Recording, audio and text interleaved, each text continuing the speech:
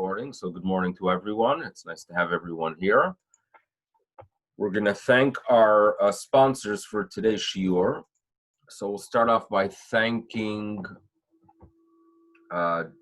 David and Dina Brothman, who are sponsoring to commemorate the yahrzeit of David's father, Irving Brothman, Yitzchak ben Yeshua, yahrzeit on the 23rd of Av. So we thank all the way from Israel our sponsors.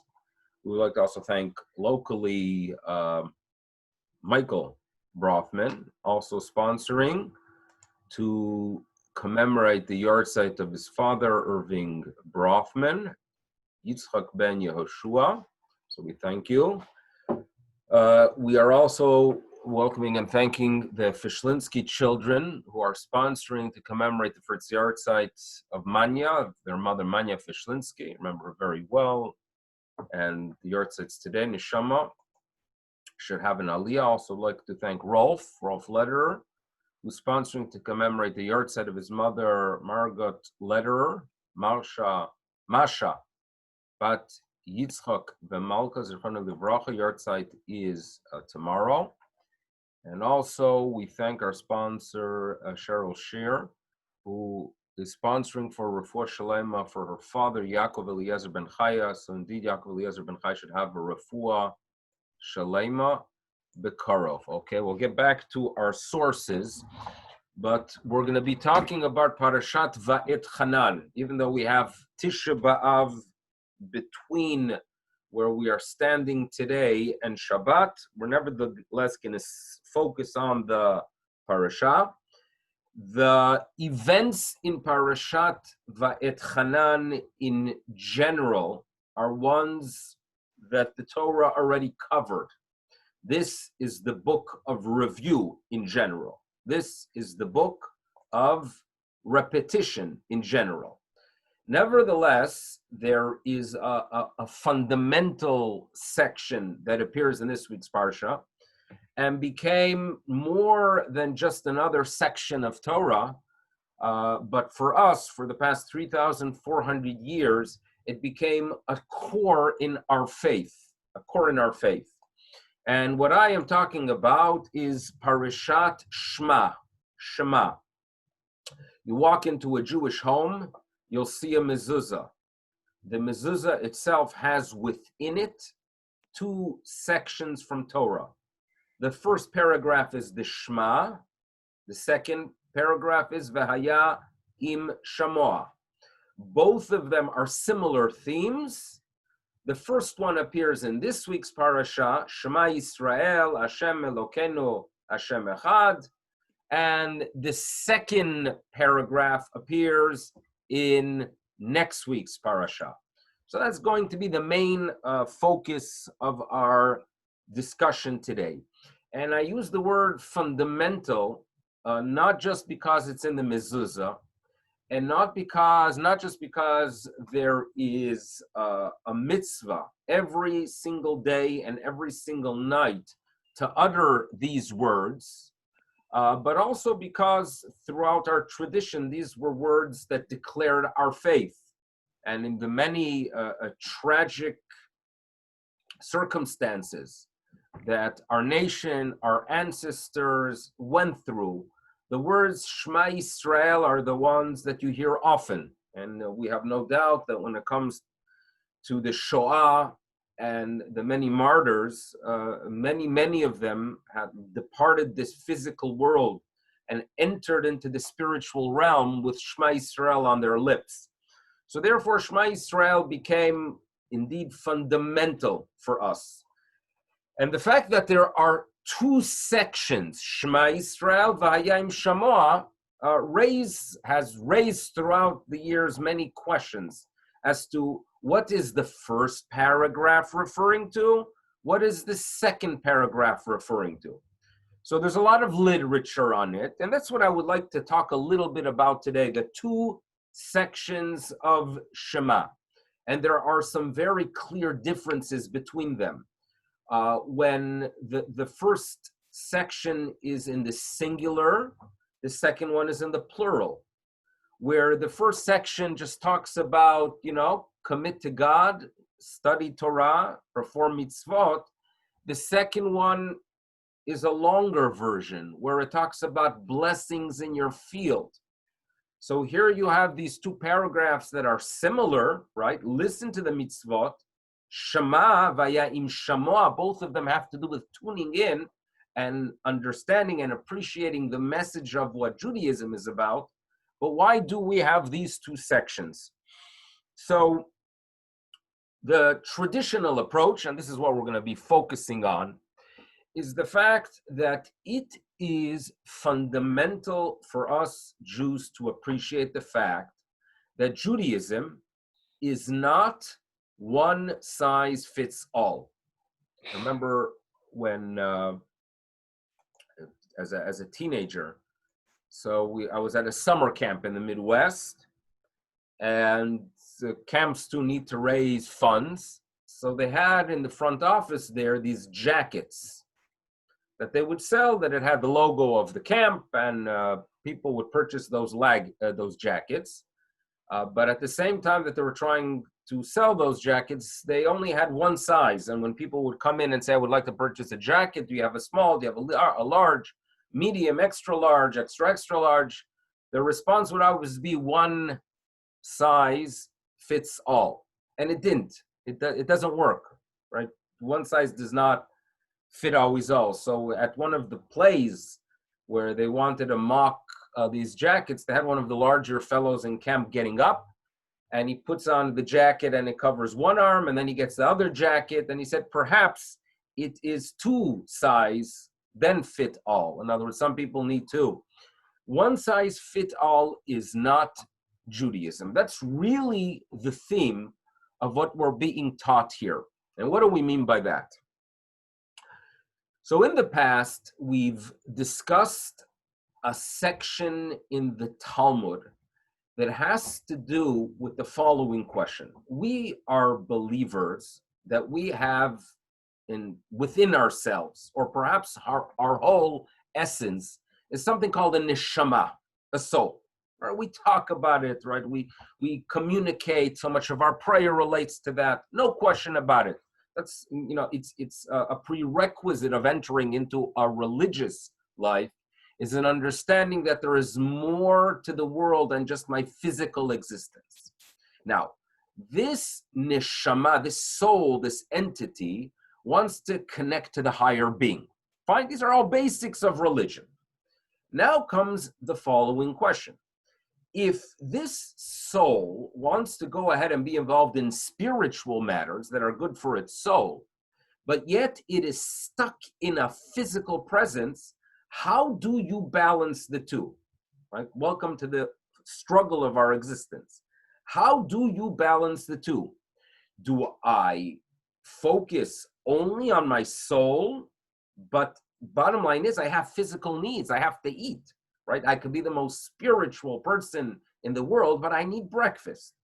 If I only focus on my breakfast, if I only focus on the fact that I need physical things, meals, right? Somewhere to live, some natural physical satisfaction. If I only focus on that, what happens to my responsibility to that entity that I am aware of? So this is the struggle that we have, and the Talmud presents a dispute between two authorities as to how to properly balance the two. There are two schools. We've discussed in the past the school of Rabbi Yishmael and the school of Rabbi Shimon Bar Yochai. Fine, so we have those two schools.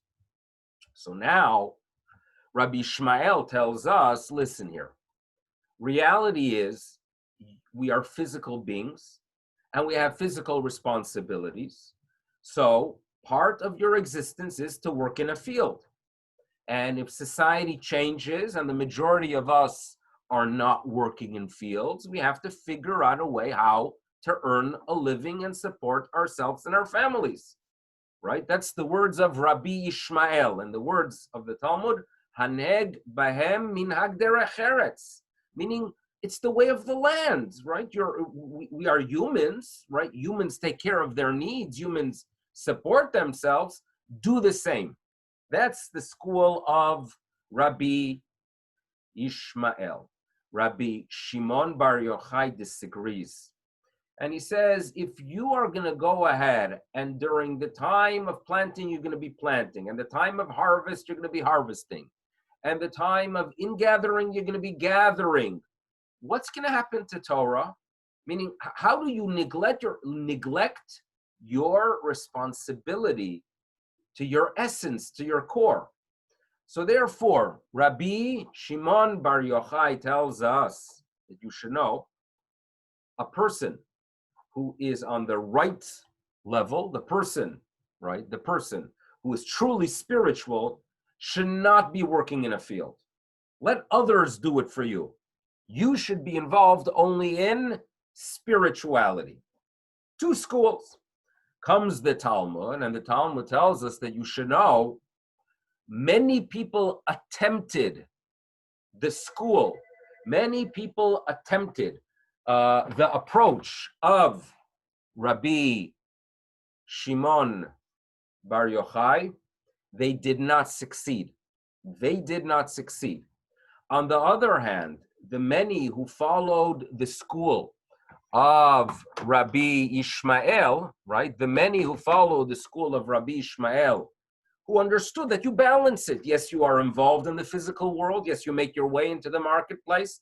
But at the same time, obviously, remember what the purpose of existence is about and commit yourself to setting aside some time for Torah, which gives clarity and understanding what existence is about.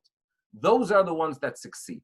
So this is a section in the Talmud that we've discussed in the past, what we've studied.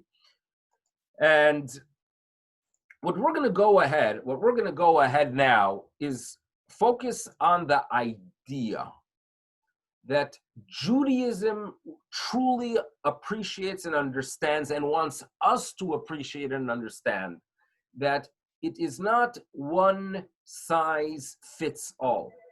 In other words, that there are for many, many, many people, right? Excuse me 1 second.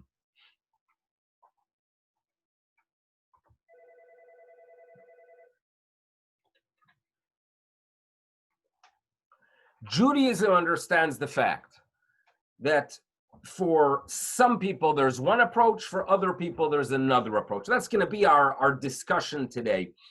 Now, the reason this is something that I am mindful of, I grew up, our family moved to Israel in 1980. We lived there for a couple years. And my late father taught in Or Sameach.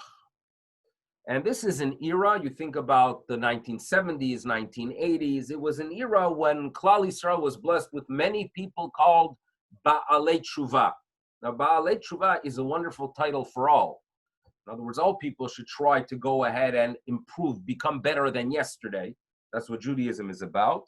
However, it became known as a movement of Ba'alei Tshuva, people that are returning to Judaism.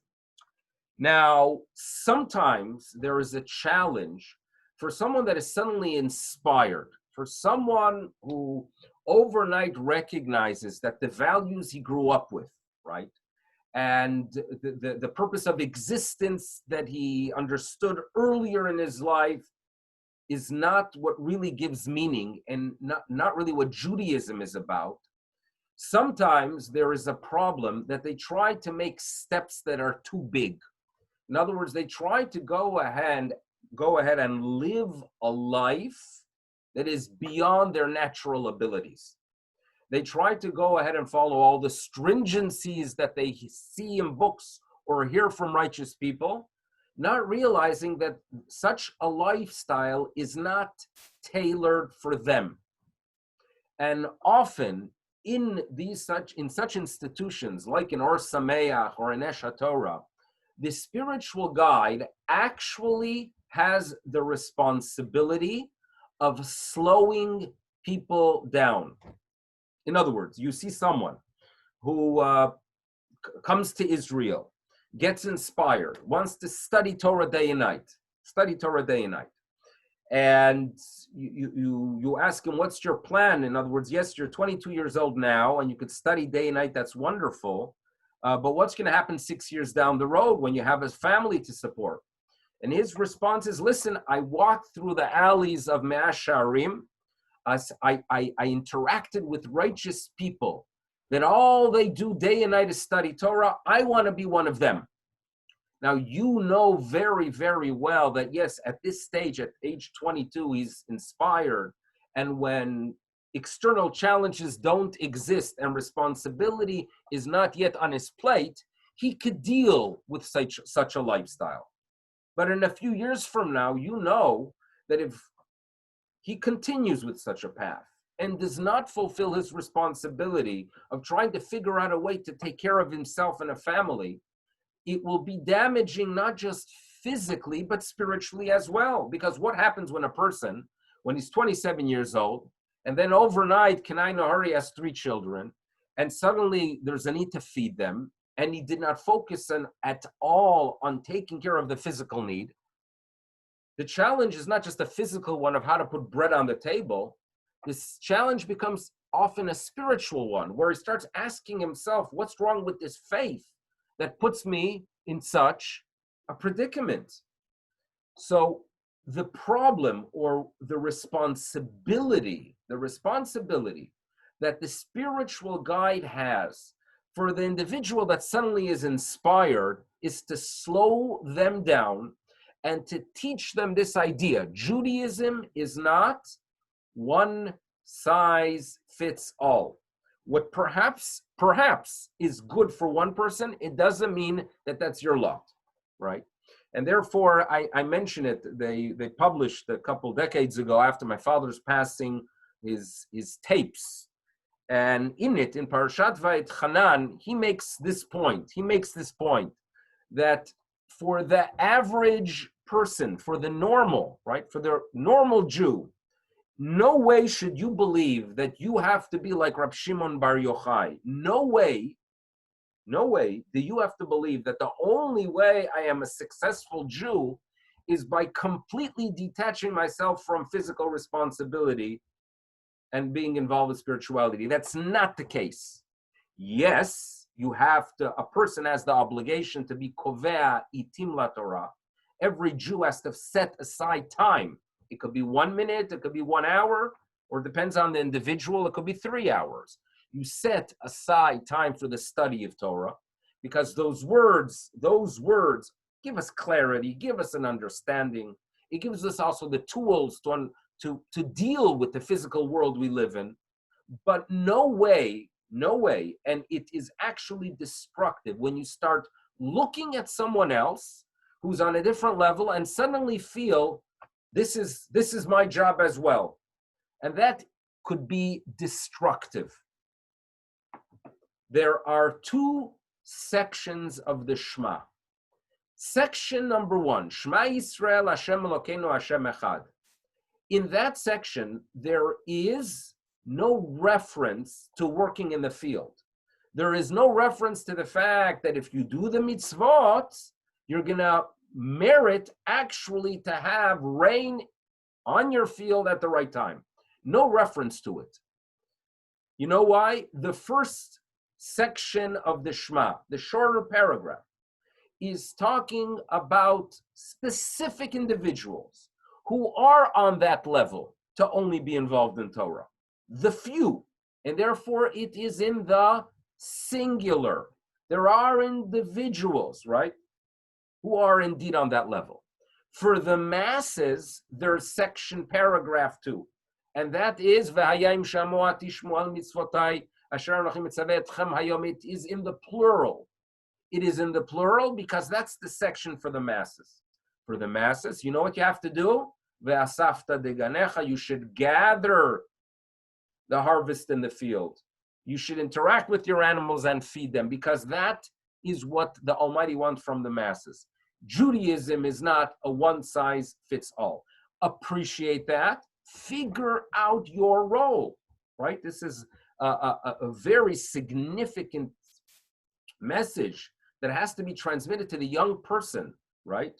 to the 18-year-old, to the 19-year-old. Figure out who you are and be honest. Be honest and recognize, right? Don't go to Israel for a year or two and interact with people who are perhaps on a different level or fooling themselves that they are on a different level, and then think that you are like them. That's not what you should be doing. What you should be doing is recognizing that, yes, it's a year to be inspired, that when you come back and you do go to college and you do get an education and you do build a family, remember who you are, remember your values, set aside time every single day to reignite, right, that spiritual compass. That's what we are told, because if a person fools themselves, they fool themselves, and they think that they are on a different level, it is destructive spiritually. And a few sources to get this idea across. I share with you a verse in Mishlei. You see it in front of you? So this is a verse in Mishlei where we are told, Ivelet Adam tisalef darko. Ivelet is foolishness. The foolishness of man, tisalef, falsifies his path, or, as translated here, leads a person astray.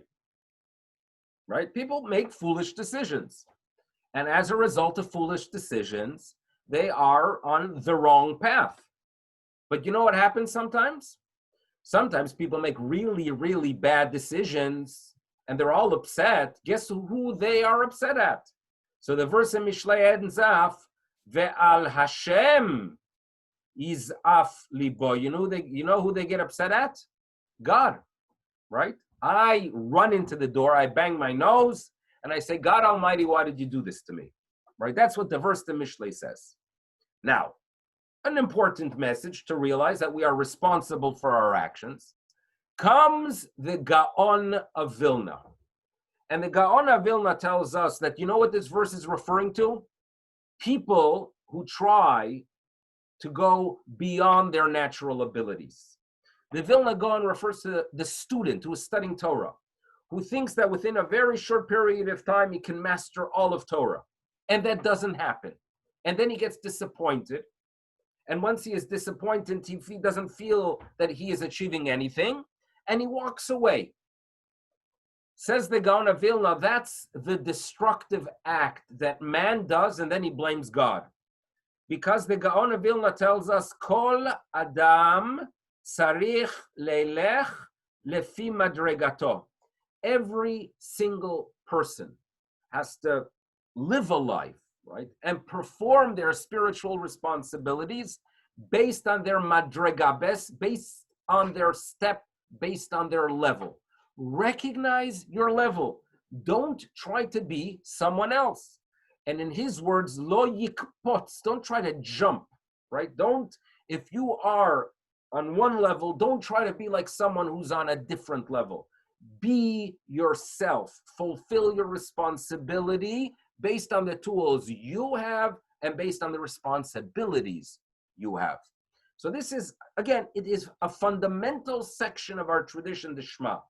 And when you walk next time by a mezuzah, there are many people that have the tradition of touching the mezuzah and kissing it. Not a good time during pandemic.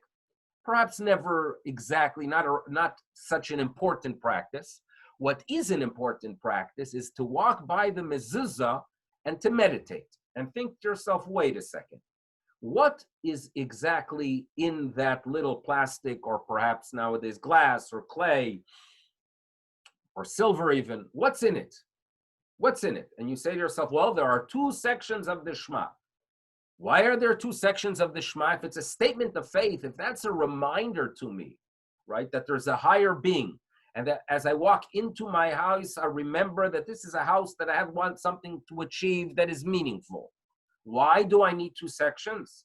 Because you need reminders, but you also need reminders that what you need to achieve is not what the other one's achieving. And therefore, focus on your own tools, on your own personality. Develop your own personality. Figure out how you can make a contribution based on your personality, not what the other person is doing. Yeah, there are people that have energy that could do for 18 hours a day incredible things for the community. I can't, right? I, on the other hand, can make a contribution perhaps in a different area. 2 portions. And if I do interact sometimes with someone that is completely spiritual, remember, he is a singular, right? He is from the first parsha of the Shema. I'm perhaps from the second. Don't be someone else, right? Judaism, by the way, Judaism understands the fact that we all have steps that are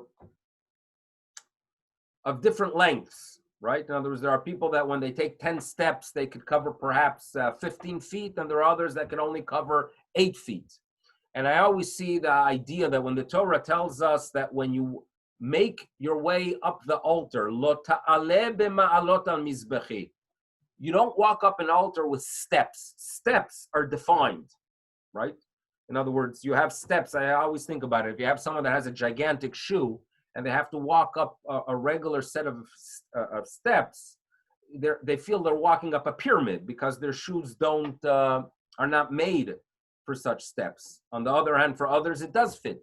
Steps are not kind to variations. One size fits all. Ramps, on the other hand, some people will do it in 10, some in 12, some in 15. But ramps are the way we climb to Jewish heights. Lo ta'aleh b'ma'alot, not with steps, but rather with a ramp.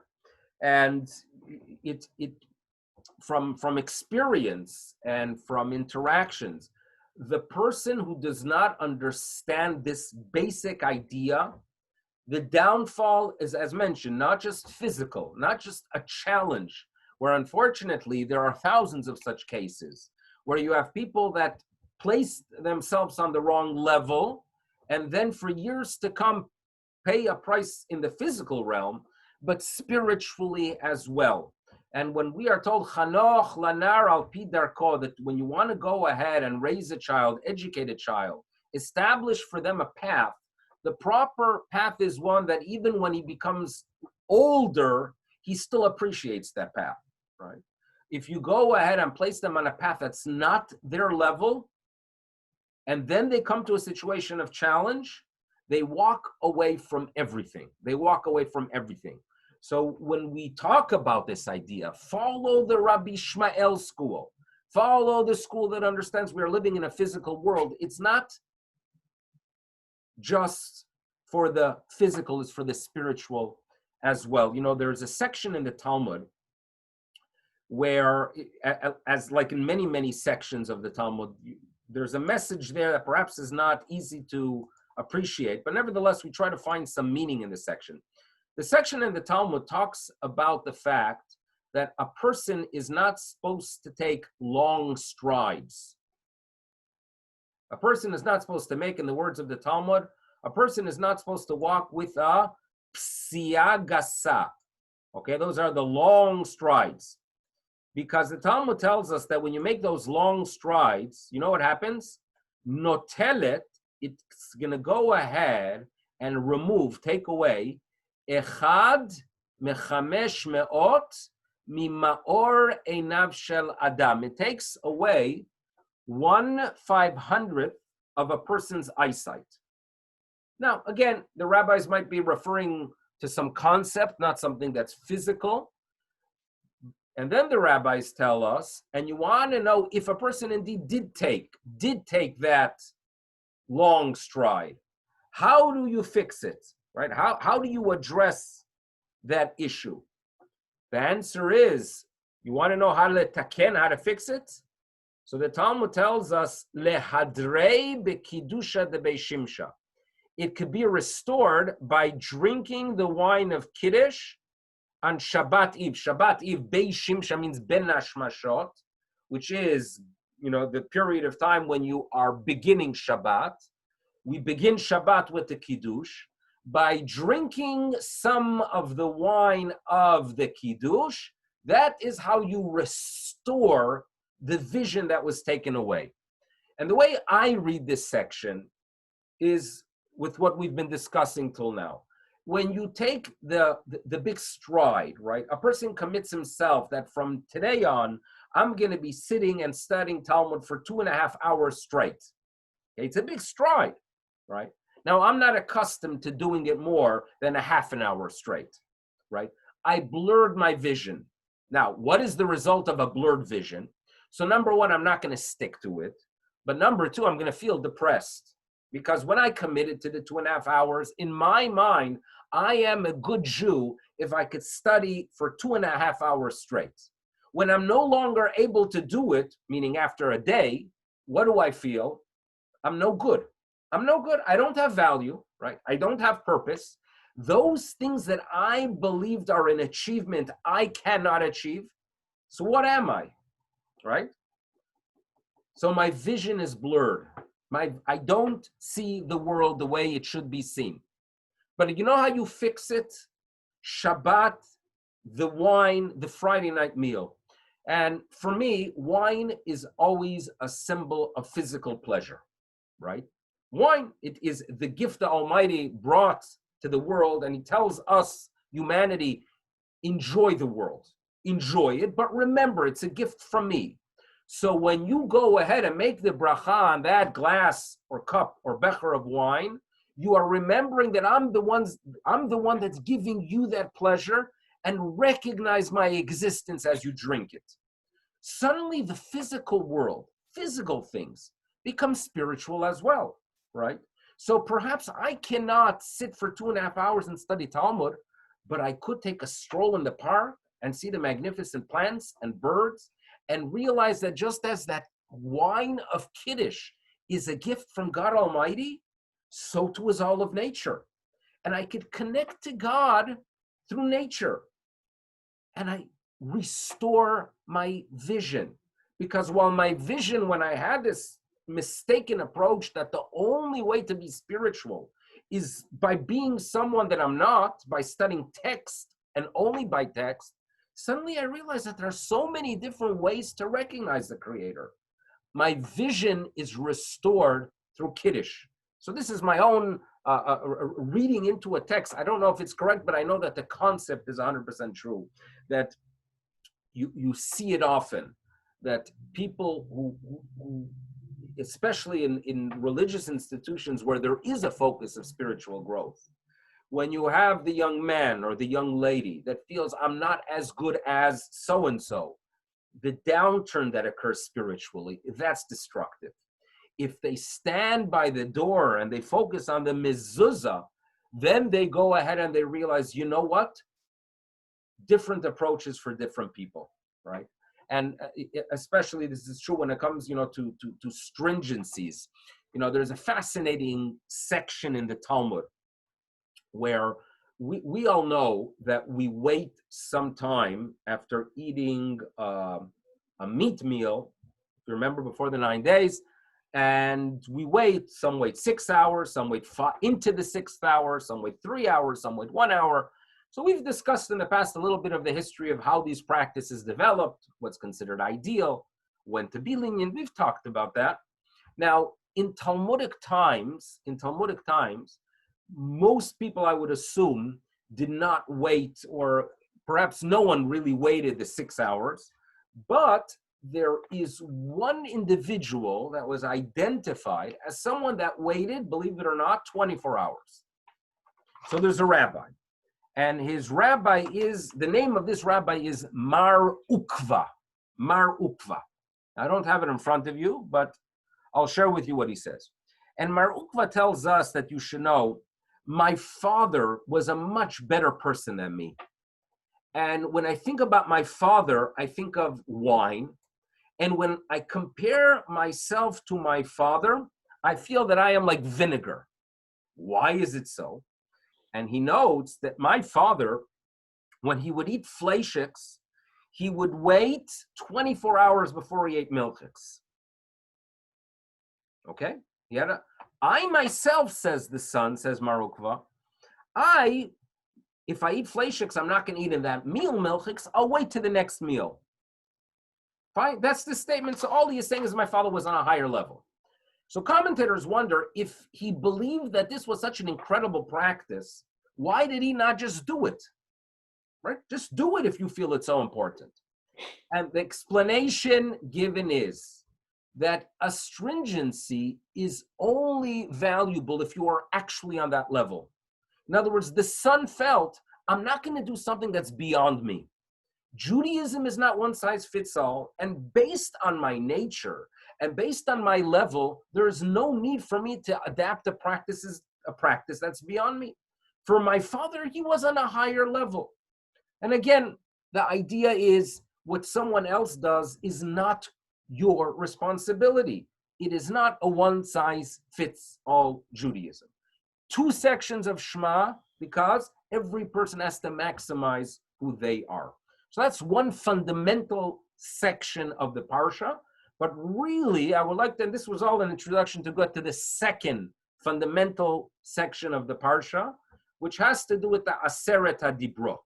Okay, the Aseret HaDibrot. We've talked in the past about the 10 sayings. We don't like calling it the 10 commandments. And we all know that if you look at the first four, they deal with our responsibility towards the Almighty, recognizing there is a God, right? Not to go ahead and utter his name in vain, right? Not to go ahead and worship pagan forces, obviously the Shabbat, and then the last five that have to do with social interactions. Number 5 on the list, which is in some ways in between, is kabed et avicha ve'et imecha. No, it's a section of that really identifies us, how we treat elders, right?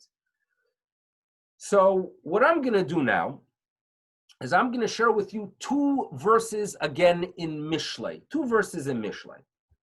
On the surface, the 2 verses have absolutely nothing to do with one another, but rather 2 nice messages.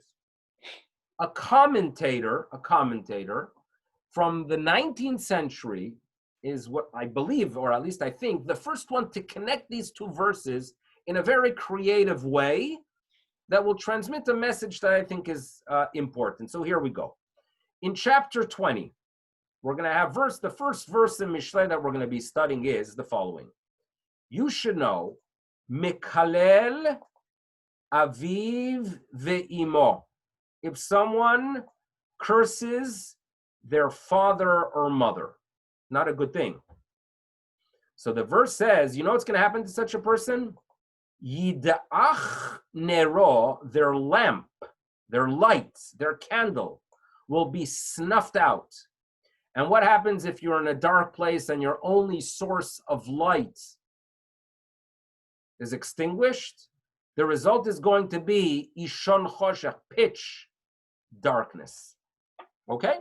So this verse could stand on its own. Treat parents with respect. Parents could sometimes be a little bit of a pain. They're overly concerned, right? A parent, you know, they see you on Zoom, and your color is a little bit. Are you feeling okay? A parent could make a kid a little bit mishuga. Reality is, our responsibility is to go ahead and kabed et avicha ve'et imecha, and God forbid the opposite. Harsh words to one who is mekalel aviv ve'imo. Verse number 2. Okay, and this appears right after the first verse in Mishlei. Nachala mevohelet barishona, if there is an inheritance obtained too early in life, you know what's happening? You know what's going to happen with it? You ever hear stories of people, you have actresses or actors, the kid actors. You ever read up a little bit about kid actors? And that suddenly they have to deal overnight with millions of dollars and fame and the many tragic endings of such individuals, right? Nachala mevohelet barishana, inheritance obtained too early.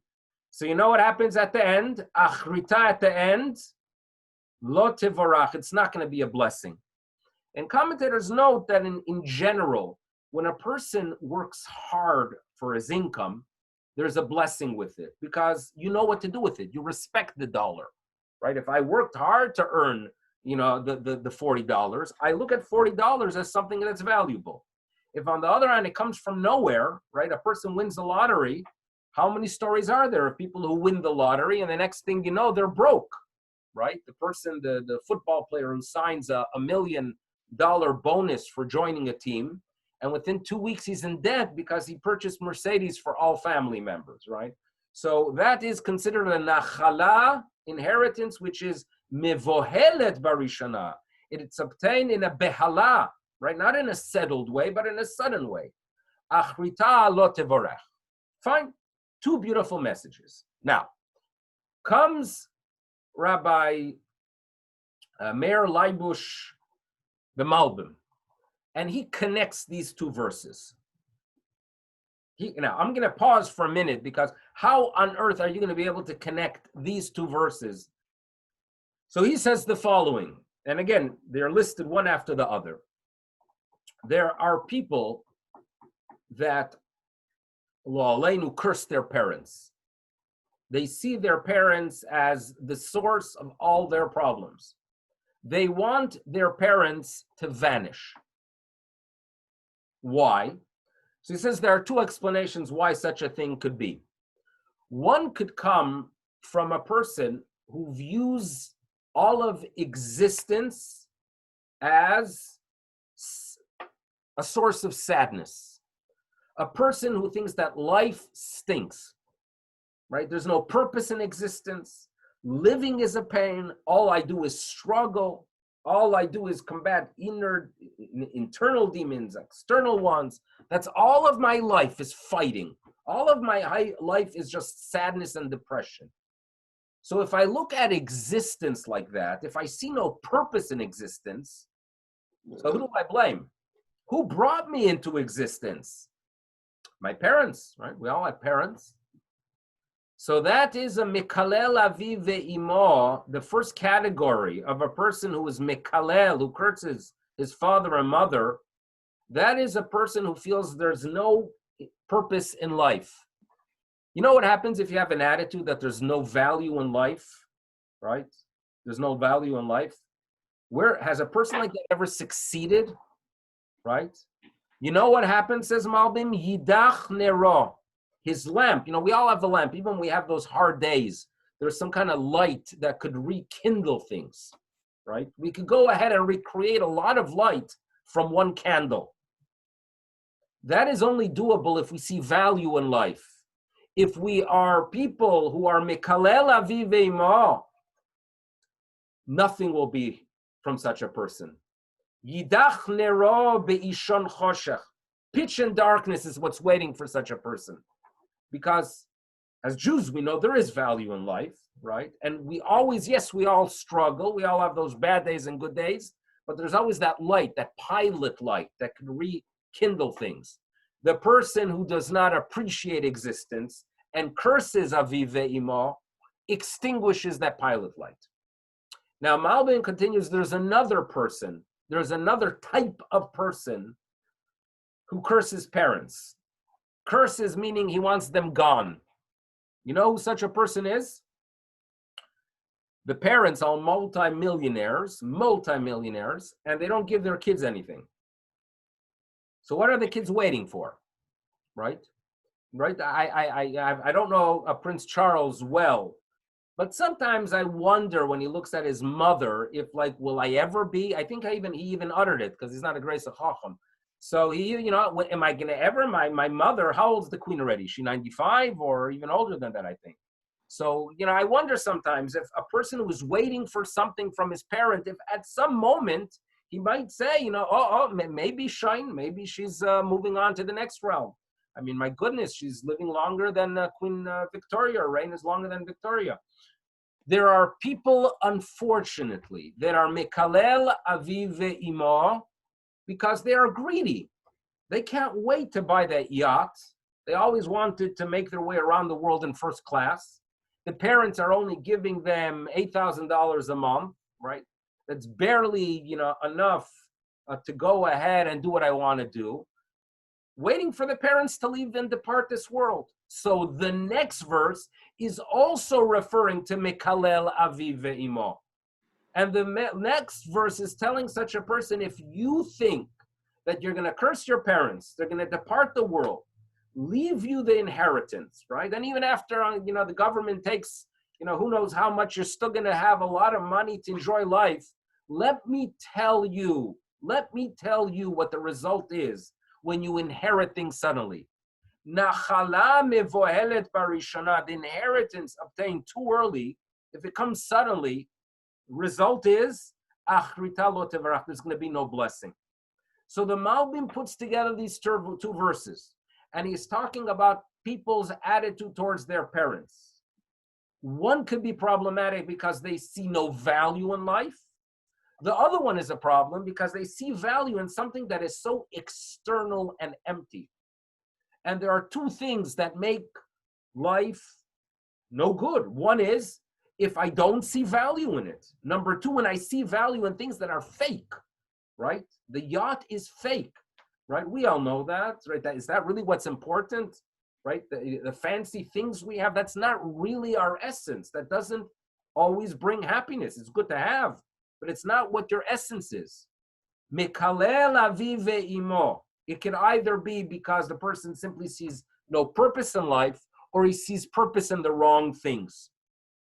This is a verse, and this tells us that when we honor our parents, when we do the opposite, when we honor our parents and we want them to be well and we want to take care of them, and we tell them, don't go out now, stay inside because there's a pandemic. We do that because we are concerned about them. That's the Torah, that's the approach of Judaism. And by the way, when a person does see value in life, when a person is not mekalel aviv ve'imo because he sees no value, but rather does see purpose in life, when you value self, you achieve things. You cannot be a Torah Jew without self-value, right? Just as we don't step on a sefer, not one person, right, would go ahead and step on a sefer, right? You see a Talmud, a siddur. Would anyone step on a siddur? So obviously a person should not step on themselves, right? Value yourself. When you value yourself, you do good things. You could study Torah, acts of chesed, everything becomes good when there's value. And the first part of the Aseret HaDibrot, the mitzvot that have to do with our responsibility towards God Almighty, they all start off by us seeing value in ourselves. I am valuable, and therefore I'm going to recognize God, and I'm not going to go out and turn to other forces, and I'm going to observe the Shabbat. Now, unfortunately, sometimes a person thinks they have value, but they don't value their true essence. They value something external. I am valuable because I have this incredible car. I'm valuable because I have a yacht. I'm valuable because I'm very good in basketball. Those are the ones that create problems. When something external is your identity, and therefore my parents who are not giving me the millions of dollars to have that vacation are not giving me my essence, you're going to be a corrupted being vis-a-vis others. If my identity is my wealth, the result is going to be that my social interactions are going to be corrupt, right? I'm going to be jealous, I will steal, and perhaps I'll even kill because it's my identity. Judaism wants us to value ourselves, but our true identity. And when a person does that, they respect parents because I'm grateful to my parents. They brought me into this world and I could do incredible things in this world. And also, I don't look at them as a vehicle that one day will give me my Yerusha because my concern is for the other person. This is how the Malbim reads these two verses, and it is a fundamental explanation to a fundamental section of Torah. Aseret HaDibrot, right? We've struggled a little bit with Aseret HaDibrot because at one time the rabbis even wanted to make it part of the daily service. But they were concerned because, as you know, right, the Christians changed the name from the 10 sayings to the 10 commandments, and we don't want people to think that there are only 10 commandments. But nevertheless, Aseret HaDibrot are important because it talks about our ability to connect and do the will of God and a sensitivity towards others. And it is kibud av va'em, the way we look at our parents, right? The way we look at the ones who brought us to the world that really defines us spiritually. If I look at my parents as those who brought me to a bad world, I'm going to be a mekalel aviv ve'imo. and I'm not going to achieve anything. If I look at my parents as ones that thank God they brought me to this world, I'm appreciative to them. When I'm appreciative to my parents, I'm appreciative to God. I have self-value and I achieve things. And in the second verse, we are told that parents also are the ones that teach us values towards others. Va'et Hanan was the parsha we studied. We covered a little bit the idea of understanding that we are different. Every person should figure out their own way of making a contribution. And God forbid to look at someone else's contribution to define your own, because that is the source of stumbling and sadness. And I've seen it. I've seen people, right? That they feel that I'm not at that level, that supernatural level. You know, like you take the yeshiva student who thinks that when you say the Shemona Esrei, you have to focus on every single word. It is not easy to focus on every single word. So imagine you have the yeshiva student thinking that everyone else is and he's not. He's depressed. That's what happens when you don't communicate with him what reality is. And it's a struggle. Some days you do better. Some days you do worse, right? Look at baseball players. I think if a baseball player hits 380 or 400, right, he's a very good baseball player, even though that means that 6 out of 10 times he's not hitting the ball. So obviously guidance is needed for every individual and not rely on a general teaching. It's not one size fits all. That's message number one of the parsha. Message number two is that the Aseret HaDibrot, you could say that what really is the core is kibud av va'em. And when we are appreciative towards those who brought us to the world, we do incredible things. It's an opportunity, again, to thank our sponsors. So we thank David and Dina Brofman. We thank Michael Brofman, the Fishlinsky children. We thank you, Rolf, and also Refuah Shalema to Yaakov Eliezer Ben Chaya. So we thank you very, very much. I'm going to unpin the video. I'm going to do that, and I'm going to stop recording.